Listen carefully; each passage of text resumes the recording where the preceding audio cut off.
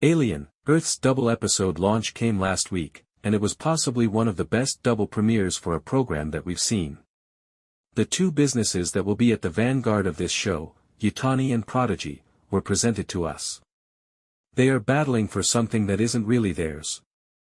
The first synthetic hybrid we met was Wendy, Sydney Chandler, who misses her brother Hermit, Alex Lawther. She takes the lost boys to the wrecked Yutani ship Maginot, where a Xenomorph and other specimens are on the loose, and security officer Morrow, Babou Ceesay, is tasked with finding them at all costs.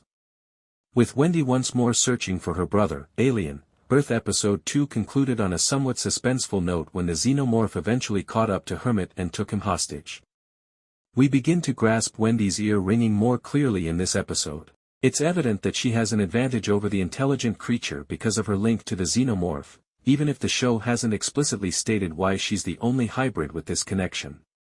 The fact that the Xenomorph could have easily killed Hermit but chose to use him as a trap for Wendy because it knew it could obtain two for the price of one demonstrates its intelligence.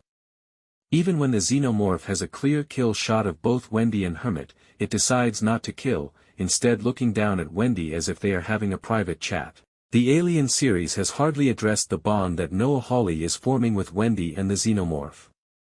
While Alien, Covenant and Prometheus may have experimented with the concept, Alien, Earth takes a chance by perhaps introducing our first character who is able to comprehend and speak with the Xenomorph.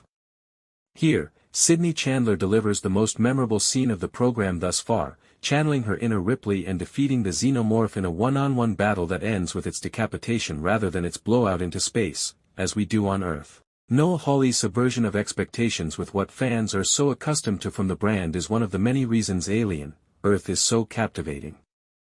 Wendy may have won, but she still goes offline after absorbing too much damage, and as a result, she, the dead Xenomorph, and her wounded brother are removed from the wrecked ship to recuperate before returning to Neverland. As captivating as Wendy's distinct abilities are becoming, Noah Hawley's writing of Boy Cavalier, Samuel Blanken, keeps him as an intriguing character. Even though he is so near to being eternal, his ego and avarice drive him to experiment on Yutani specimens in the hopes of finding something new that he can use or monopolize. His conversation with Curly, Irana James, a hybrid who thinks she's the best of all the hybrids and has the potential to surpass Boy Cavalier in the future, continues to delve into the subject of what it means to be a prodigy. When Morrow first sees Slightly, Adarsh Gongrav, and Smee, Jonathan Ajayi, earlier in the episode, he immediately concludes that they are something new that has never been seen before. Morrow manages to flee the spacecraft before the alien egg hatches, but his task isn't finished because the enemy now has his specimens. As a cyborg, Morrow's main responsibility has been to see that these specimens reach Yutani. Every character in Alien, Earth thinks they are the good guy, and although it may appear truly heinous to the spectator that he is gradually controlling Slightly, who is still a child, Morrow is merely carrying out his mandate and his pre-programmed actions. It's not looking good for Prodigy if the previous two episodes and the chat with Slightly are any indication of the extent to which Morrow would go in order to guarantee the specimen's safety. Episode 3 of Alien, Earth greatly emphasizes the show's science fiction as we see tests being conducted on the facehugger, which is removed from the egg.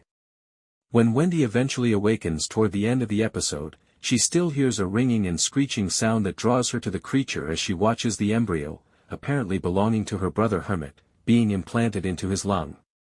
Compared to the first two episodes, which established the plots for this first season of the show, the third episode moves quickly. Sydney Chandler gives us memorable scenes, but they don't last very long, and Noah Hawley keeps up his brilliant character work, which not only keeps the show interesting but also makes the build-up seem worthwhile.